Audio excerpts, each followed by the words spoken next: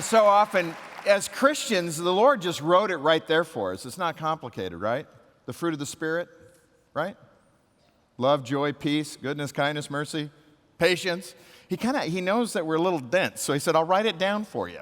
Then the fruit of the other guy, once you get past the sexual stuff, it's like division, disunity, strife, envy, jealousy, right? We don't want to be rooted in that fruit. We want to be rooted in the Spirit of God. And this church, you have it. And I'd say keep fostering it. One thing Focus on the Family did years ago, we started something called Clergy Appreciation Month for the month of October. Now, we just passed it. But man, I hope throughout the year you are loving on your pastoral team because it's hard. And I would just encourage you throughout the year to send a kind note to your pastoral team and let them know how much they encourage you and how much you appreciate them. And I'll just give that little plant because in leadership, you need to hear from people too, not just when things are going wrong, like the timing of services. I don't know what's happening. But when things are going well, just send a note saying thank you for all that you do. So I'm going to end that there. It is so good to be with you guys because it's wonderful to be in a room filled with people who love the Lord. It really is, and you have it. And it is a privilege for me to come.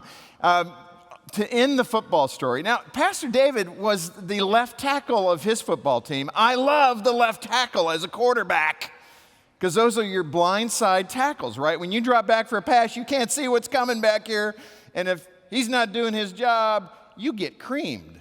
And I would say spiritually, Pastor David is your blind side tackle. I know he's praying for you as a congregation, and he's got your back. And that is awesome. I love it. The other school that I was going to go to was UNLV. That was the year Randall Cunningham was there. And I always said, Randall Cunningham had better legs than me, but I had a better arm. That's a joke. But that would have been fun to go up against him. It really would have. But you know what? Like the scripture says, Proverbs, my kind of life verse, it's many people's life verse, but it's Proverbs 3, 5, and 6. Do not lean on your own understanding, but in all your ways acknowledge him, and he will make your path straight.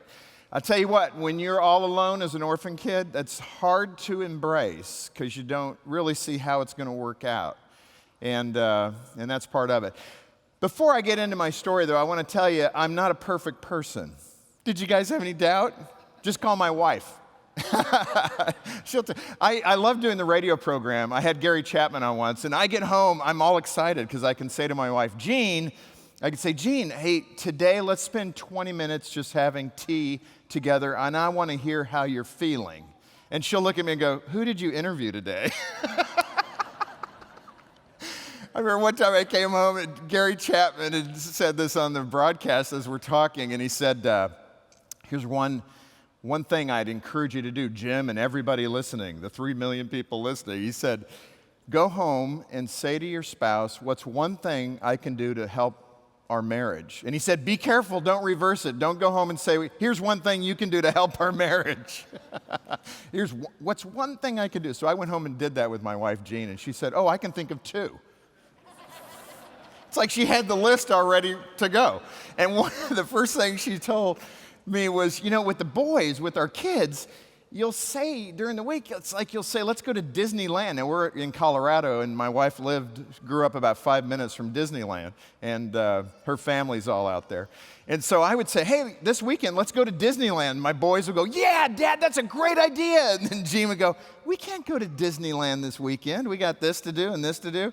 You're just a little too spontaneous with the kids. So that would be one thing. Any dad in here like that? Let me see your hand. There's got to be 5 of us. Okay. Yeah, that's called stupid. But we are not a perfect family at all. And that was one of my big concerns with Focus on the Family taking over from Dr. James Dobson. I didn't want to do that. My wife and I every night used to pray for the poor guy coming behind him. I didn't know it was going to be me. But just to prove that we have that imperfect family, we have 2 boys. They're now 15 and 13. But several years ago, probably when they were 5 and 7, I think there's a photo that we have of them. When they were 5 and 7, these guys, they're best of friends and they're each other's enemy. You know what I'm talking about? So the younger one, you see Dennis the Menace? right in front? Yes, he is mischievous. The older one is your typical older child, responsible, always in the lines. You can't do that. He always tells his little brother, you can't do that because Dad doesn't want us to do that. And little brother's always going, so what? Who cares what Dad says? But we were out, and the night before, Gene and I went to this Jewish Christian dialogue dinner. We were at Hobby Lobby, and I bought this science experiment where you take a battery. It's a 9-volt battery. You connect these cables to these test tubes that have a strip of metal in them. It's $14.99 if I'm enticing anybody. And you do that overnight, and the water, you place it underwater, and the water gets pushed out overnight, and hydrogen gas remains in the test tube. Now, anybody a science person in here? Hydrogen gas is rocket fuel. So you have this little test tube of rocket fuel. You take a match, put it under the test tube, and it goes kaboom! And your boys and girls will say, you're an awesome dad, let's do that again. So I left this out on the counter the next night when the 15-year-old babysitter, whom never babysat for us again, she wasn't in the picture at all. But we were at this Jewish dialogue dinner, my Christian Jewish dialogue dinner. My cell phone's going zzz, zzz. And we get out in the hall, and this is the message that Troy, the younger one, left us. Hi, Mommy. Trenton actually was dumb enough to get the battery I put my tongue on and the mini junk cables and actually plug it in the DVD player and it caused smoke, but don't worry, it did not start a fire. This is Troy, and by the way, Trent did it, okay? Okay, have I been specific enough? Okay, bye. There's more. Oh, besides, don't go easy on Trent. Don't go easy on Trent. Now, does anybody doubt Cain and Abel?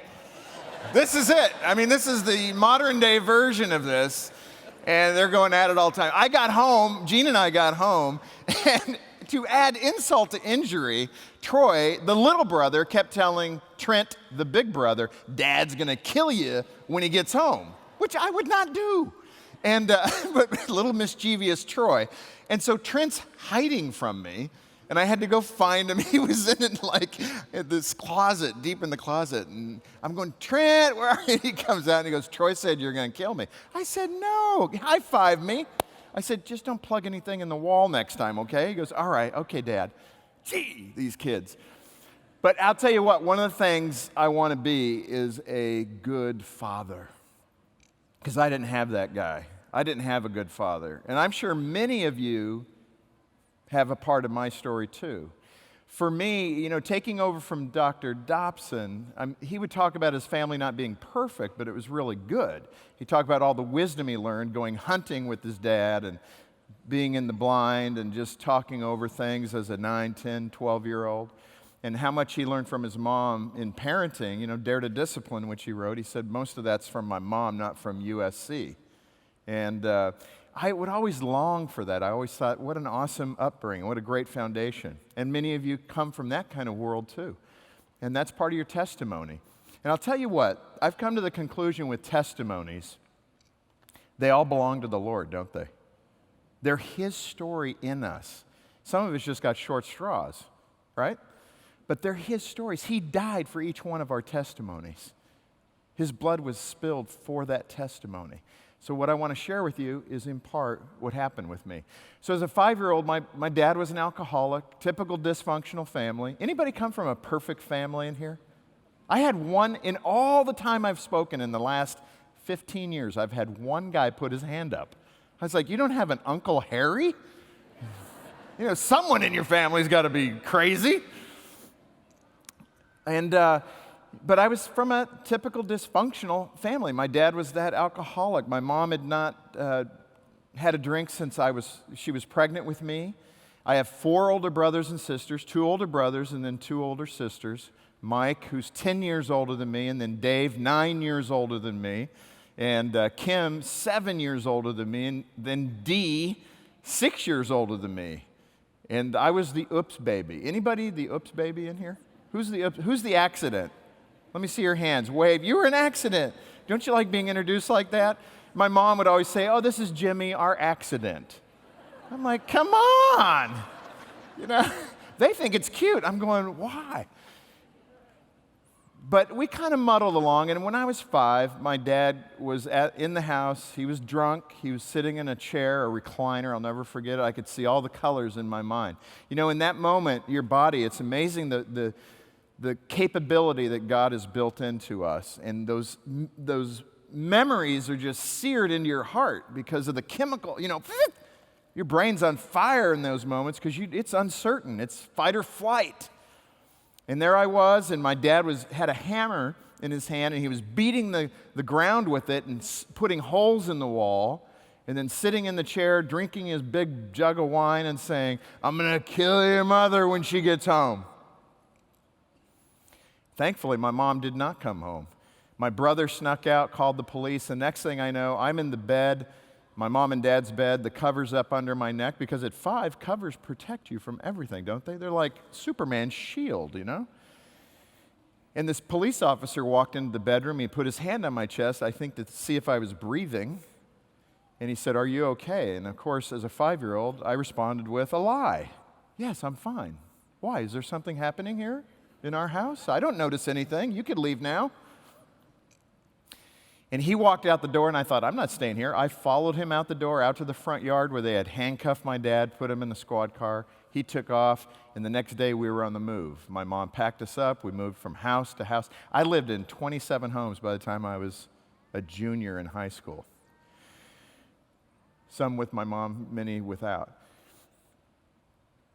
3 years later, she met a man, Hank, and she fell in love. And Hank fell in love with her. It was actually, when I think back on it now, at the time it didn't impress me, but their love for each other was really genuine. But as much love as Hank had for my mom, he had as much hatred for us kids. You know that kind of stepdad? So I'm thinking about it. He's probably, at that time, he's probably 42, 43, and he's marrying this woman who has 5 kids. Think of that. 5 kids. And I called Hank the Tank. I had nicknames for everybody. Hank was an ex-military drill sergeant. These guys know what he's talking about. Do you know Hank?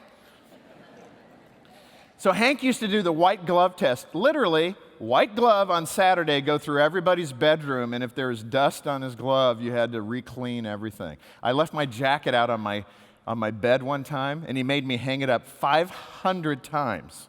And I actually was honest enough to do it.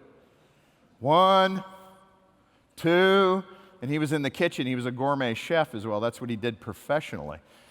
And I counted 500. You go into our walk-in closet today, the impact of Hank the Tank is in my walk-in closet. You go in there, and my shirts are all shirt right, pant by color, suit by color, shelving organized. The other side of the closet where my wife lives, oh, man. I've said, Jean, can you give me 10 minutes? I will clean up your world. She's like, leave my stuff alone. She gave me permission to say that, by the way. Some wife out here is going, I can't believe he shared that.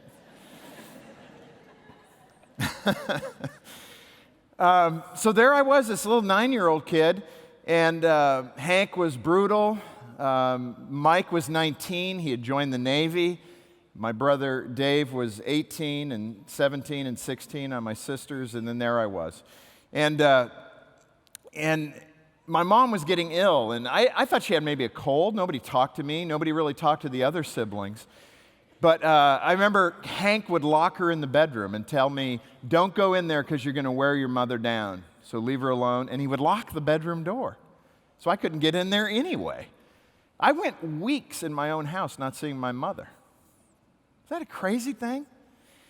And then one time, Hank was gone, and the door was ajar, and I could hear my mother calling me, Jimmy, Jimmy. Thinking, I better go back there.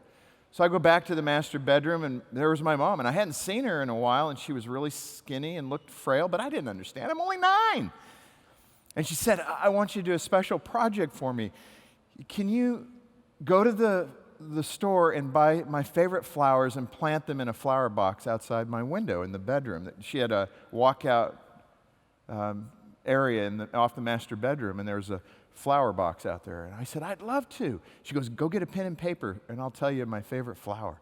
So I came back, and she goes, okay, my favorite flowers are chrysanthemums. I'm like, I'm only 9.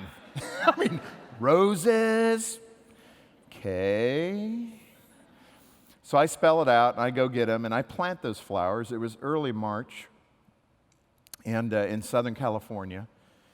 And about 6-7 weeks later, my brother comes home from the Navy. He's on leave, and he's big.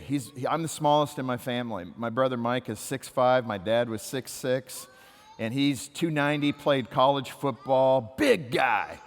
And he came home, and he was there. He was my hero. Big Mike is home.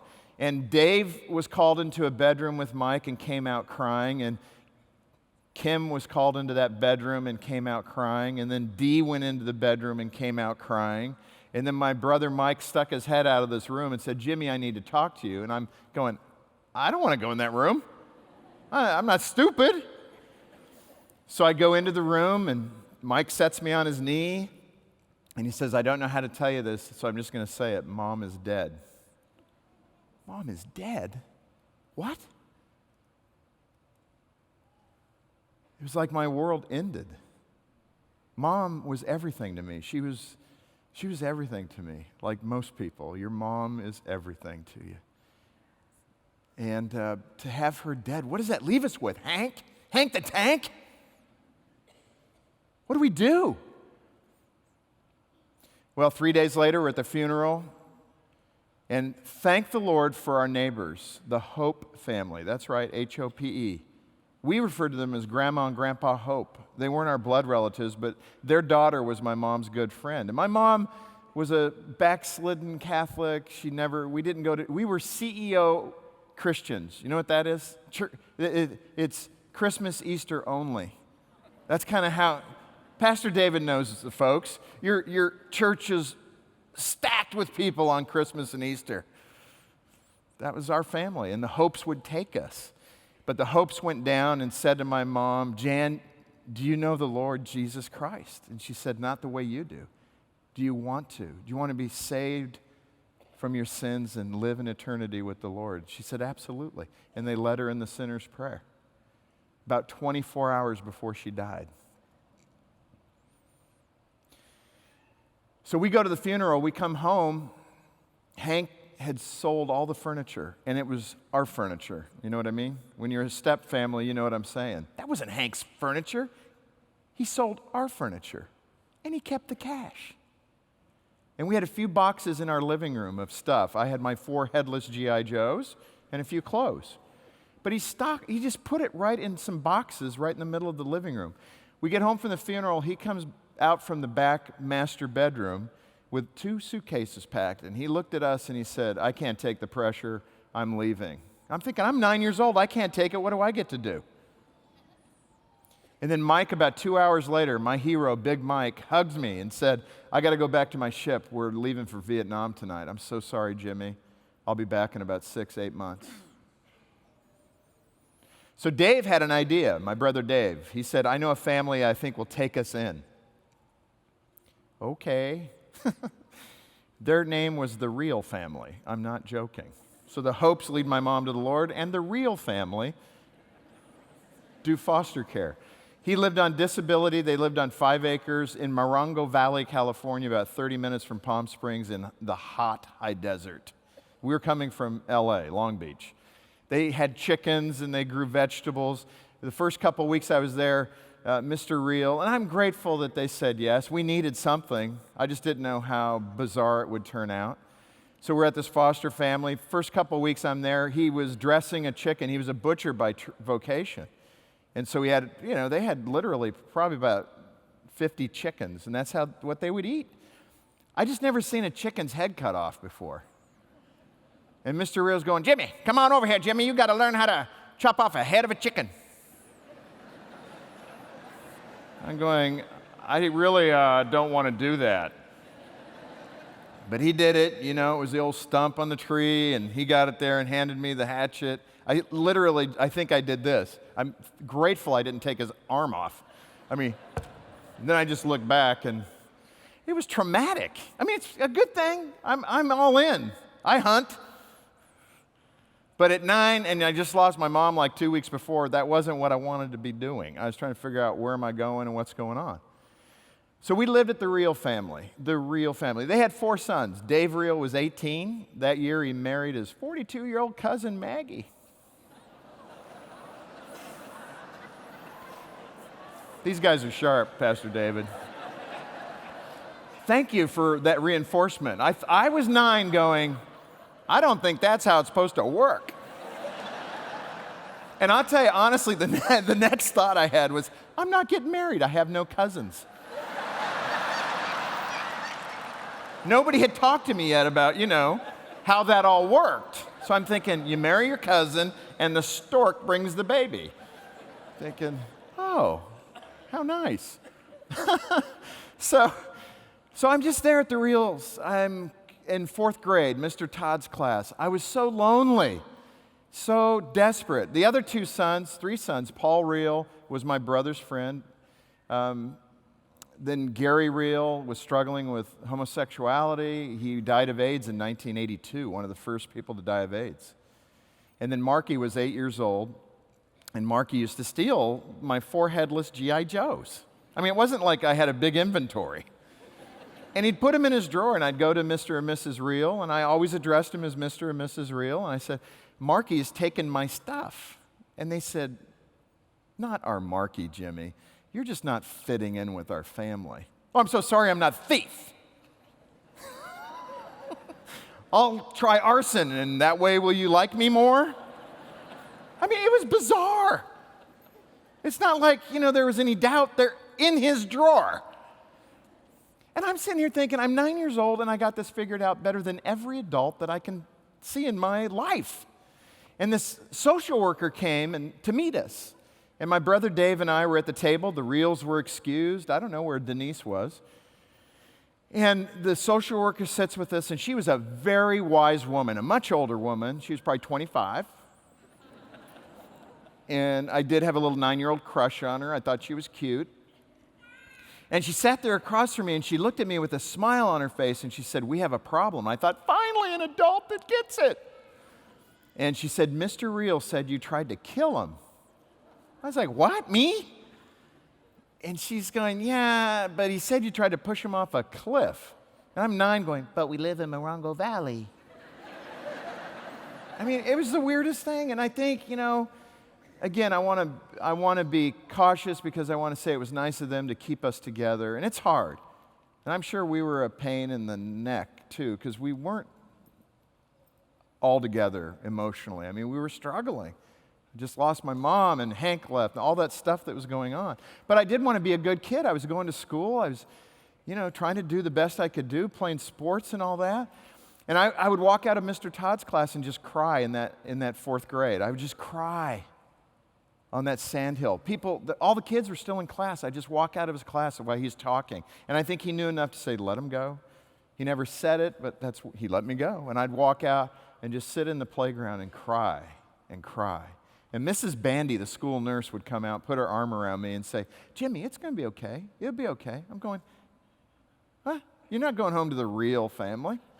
It's going to be okay. I got a guy that's accusing me of murder, a son that's trying to hit on me. I've got the other brother is shacking up with his 42-year-old cousin. Marky's stealing everything from me. Oh, yeah, it's going to be great. Yeah, everything's fine. Yeah. But what's amazing is God knew even then what was going on. I didn't know the Lord. I didn't know the story in full detail about my mom accepting Christ. But Penny, I haven't shared this in any of the other services. Penny, their daughter, had a vision at my mom's funeral. The clouds made like a staircase. It was amazing. And it was the initial spiritual impact that my brother hooked onto to come to his faith in Christ was my mom's funeral, my 19-year-old brother, Mike. And he said that her funeral was so overwhelming. 13 years passed. I didn't talk to Penny for 13 years. I graduated from high school, went to college, and I just felt I needed to contact Penny. And I called her, and I went to have lunch with her just to hear stories about my mom. She said, how are the kids doing? I said, the kids are doing pretty good. She said, are any of them believers besides you? And I said, yeah, Mike's a believer. At that point, Kim had become a believer. Dave had become a believer, but Dee had not become a believer. And she started bawling. And I said, what, Penny? She said, your mom's funeral. The clouds, you remember the clouds? I said, of course I remember the clouds. They're like a staircase. She said, yeah, I had a vision of your mom and all 5 of you kids walking up that staircase into heaven together. I went, wow. Probably 15 years later, my sister Denise comes to my door and knocks on it. And I open the door 7 o'clock at night. I said, what are you doing? She goes, okay, what do I have to do to become saved? I'm going, what are you saying? And she said, I'm just watching all of you, and it's time. I got to stop partying and doing what I'm doing. I want to know the Lord the way you guys know the Lord. I'm like, this is freaky. Come on in. We go through the book of Romans. She accepted Christ right there. And it's just an awesome part of that testimony. So then I move on. I wasn't a Christian at that point, and I had a football coach. 6 months later, my bio dad came back and saved me from the real family. And so I lived there 1 year in total. And I remember my father showing up saying, do you want to come and live with me? And I thought, Dad! But if you're from an alcoholic home, you know the other part of that. It was like, Dad. Which dad will I get? And it was just my sister and myself, because she was 17 and I was 11, 12. And so we lived with my father for a year, and he was still drinking. My sister turned 18, and the family decided it wouldn't be healthy, and I agreed. It wouldn't be healthy for me to be with my dad in that environment. So they said, but you got to tell him. So I'm 11 years old, and I got to tell my dad I don't want to live with him. And I remember the day, and I remember where he was seated right off to my left, and I looked him in the eye and I said, Dad, I don't think I should live with you anymore because it's not a good environment. He looked at me and said, why? And I said, okay. And I'm sitting there for the longest time, and I looked at him, I said, because you weren't a very good, because of the way you treated Mom. That's what I said.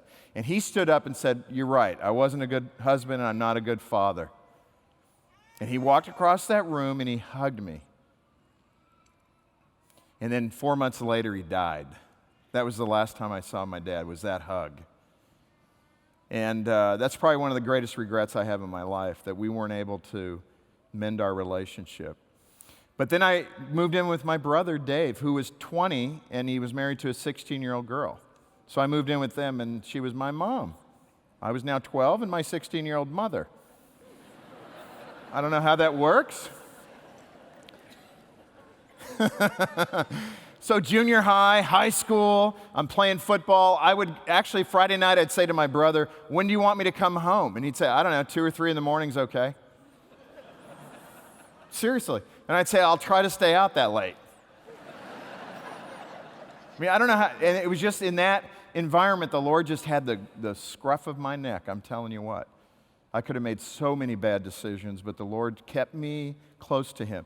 You know, we talk about the broken collarbone playing football. A woman told me, just probably about 5 years ago, she said, you know, a shepherd who had a wayward lamb, a lamb that would take the other lambs in the wrong direction. What the shepherd would do would be to break that lamb's leg and put a stent on that, and then put that lamb over his shoulders until that leg healed. And then when that leg healed, the shepherd would put the lamb by its side, and the lamb would never leave its side. Is that amazing? I bawled my eyes out when I heard that. We run from pain in this life because we as human beings want to be comfortable. But God, I think, tilts the box so He forces us into pain. I don't know, Pastor David, but I just think that's part of this life. He wants to break the pride in us, break the sin in us. And the way He does that is to tilt that box so we go through hard stuff. Well, I mean, the bottom line is that when I was 15, I had a football coach who sponsored me to Fellowship of Christian Athletes. So we played football all day, which I loved. And then at night, he'd have evangelists would come in. And this guy gets up front and he goes, has your father let you down? Has your stepfather let you down? I thought he was going to say, has Mr. Real let you down? I mean, I was thinking, man, who created the dossier on me? And he said, I'll introduce you to somebody who will never let you down. Jesus Christ. Come forward if you want to know him. Whoop, I was there. Man, I'll give my life to the Lord. I was bawling. And I'm going to tell you, this is the testimony, which all of us have, a testimony in him. He's a father to the fatherless, and he loves each and every one of us. And we're all adopted into the kingdom of God, are we not? We're all orphans. That's what I love about this life. The longer I live as a Christian, the more simple it gets. Really. Look at marriage. He takes two opposite people. Think about what he's done here. Extrovert, introvert. End of toothpaste, front of toothpaste. Morning person, night person. And you're attracted to each other, and then you get married, and they irritate the weebie-jeebies out of you. Isn't it amazing? What do you think the purpose of marriage is, really? I've sat with the experts. I've interviewed them. I think it's real simple, to become more like Christ. What does that mean? To become more selfless rather than selfish. Think of your marriage in that context. What about parenting? Oh my goodness, you got any selfishness left in you? Then be a parent. I mean, God is a God of teenagers, don't you think? We all act like teenagers. I mean, God, the Father, was the perfect parent. Look what happened with Adam and Eve. They rebelled. Isn't that amazing? So next time you're thinking you're so good, just remember God sees you as a teenager. In the orphan care area particularly, so 53 times I think the scripture says, take care of the widow and the orphan. Isn't it just like a bunch of teenagers to say, Lord, what do you want me to do with my life? I'm 16. What do you want me to do? Well, for the 54th time, take care of the widow and the orphan. James says it real plainly. You want to know what pure religion is? Taking care of the widow and the orphan. At Focus on the Family, we did, in Colorado, we had 850 kids that the parental rights were terminated. And I just felt, man, under my watch, we're not going to be sitting here with 800. We have 4,000 churches in Colorado. 4,000 churches, 850 kids. Can we not every fifth church take one, whatever the math is? That'd be pretty good, wouldn't it? Well, we were able to work with great pastors, great churches like First Baptist Orlando. And there in Colorado, we had New Life Church and others who got together and said, we're going to do it. And we were able to get about 600 of those 850 kids adopted in 2 years. The state called me, the woman, state social services, yeah. And this, praise God. And this woman said, boy, paperwork's like on overload. You got to slow down. We can't process any more people. I'm like, what? What? You serious? Use some TARP money. Hire somebody. But think of that. And I will tell you what, where the scripture says, do these good deeds so that they honor your Father in heaven. Some of Focus's biggest enemies in the state of Colorado, because we did that, came to our defense, came to help us, came to support us. And I would suggest, as you do the word of the Lord, not just speak truth, but as we as Christians do the word, as James suggests, I think it will win the nation over. Wouldn't it be great if the New York Times some days has a headline that says, Christian church wipes out waiting foster adoption list? You think that would change the way people view Christians? Absolutely. So I just want to thank Pastor David, your great church here, the families that participate. The Kramer family has been so good to Focus, and this vision caught fire with them, and what they do through the church here with his kids is wonderful. I want to end with Amanda's story. Amanda is one of the first girls that went through the Wait No More program, and I think she really, along with her adoptive mother, captures the spirit of what we're about today.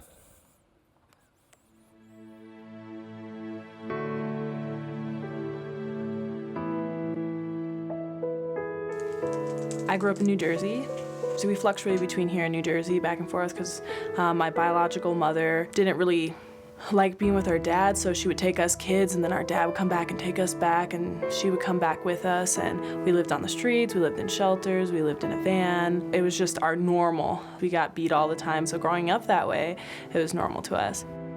I was women's ministry director, did vacation Bible school directing, did all the stuff in the church, but it never even dawned on us to foster or adopt. I think I've said that I could never adopt another child because I just didn't think I had the capacity to love like that somebody who wasn't biological.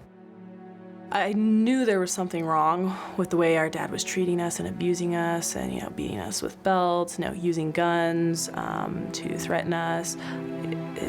It was bad. I don't really want to go into that right now, but my biological mother left when I was 5 years old. And so he was with a whole bunch of different women and then eventually married another woman who is my stepmother. And one day we caught my dad beating up on my stepmother, and my brother Vinny decided to fight back, and he went off on my dad. And there were so many times that we talked about jumping over the back fence, running through the sewer, and getting to the fire department to tell people. And we've always dreamed about trying to figure out what we can do to get out of the situation that we're in. And that one day, Vinny was like, I'm done with this. And he flips out on my dad and does exactly what we said we would do, and he runs, and then we ended up in foster care. A friend that I had met had suggested that we start volunteering at the Crisis Pregnancy Center. So I was there like 3 days a week because I was just so engaged in these young girls' hearts. But just hearing their stories and how many of them came from the system, and I had no idea in the beginning what the system was, but I learned pretty quickly that it was something that often enabled them. And I came home to my husband one day and I said, I just can't help but think that many of these girls came out of foster care. And if they were touched back here at the beginning and had decent foster parents, maybe they wouldn't be at the pregnancy center right now. And so I said, can we just start praying about becoming foster parents or something? Because I just feel like there's another step here for us. From 7 to 9, I was in foster care, and then from 15 to the beginning of my 18th birthday, I was in foster care. I went through maybe 5 or 6 homes through the course of 3 years. I still had this little tickle in my heart of, I think there's another step here that we're supposed to do. So at the Wait No More conference, I came across the CASA booth, Court Appointed Special Advocate, where advocates get assigned to kids in the foster care system. And he's like, that's what you should do. That's how you should take care of this itch and this tickling in your heart.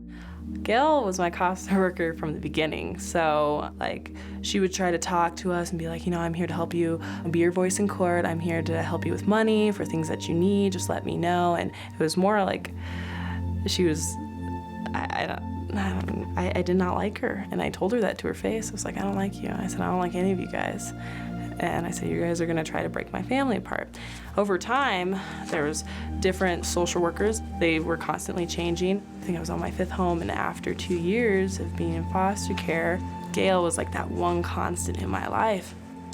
And one night I was on the phone with Amanda, and her mom was yelling at her in the background for something, and they were at odds with each other, and Amanda was crying and angry, and I got off the phone and I'm like, Tom, I just wish we could do something for her because she's gonna end up in a girl's home, and she does not deserve a girl's home.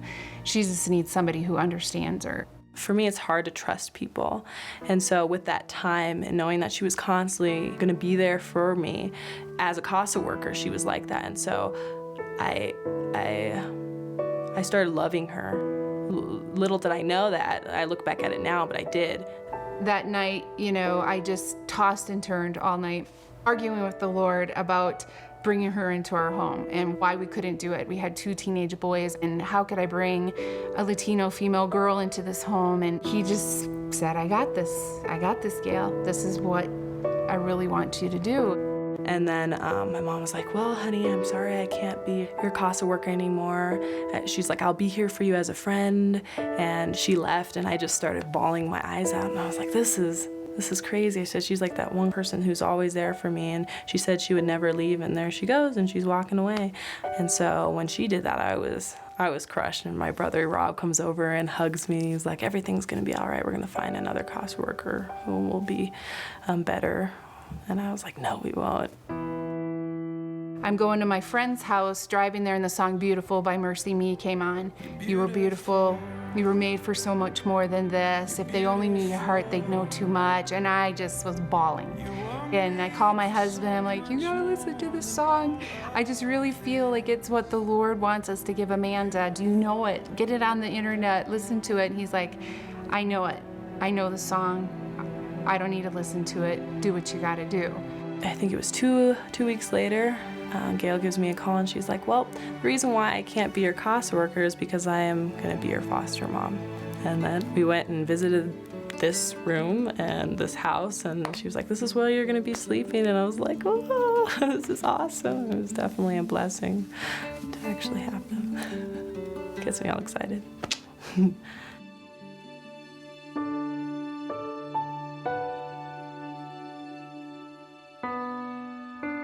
I think adoption is great when they are the right parents.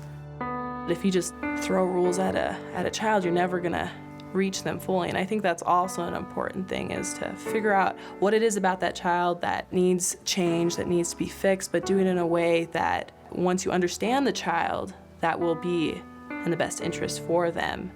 And so my parents did a fantastic job doing that, and they're still doing that to this day, you know? So, yeah, I think it's great.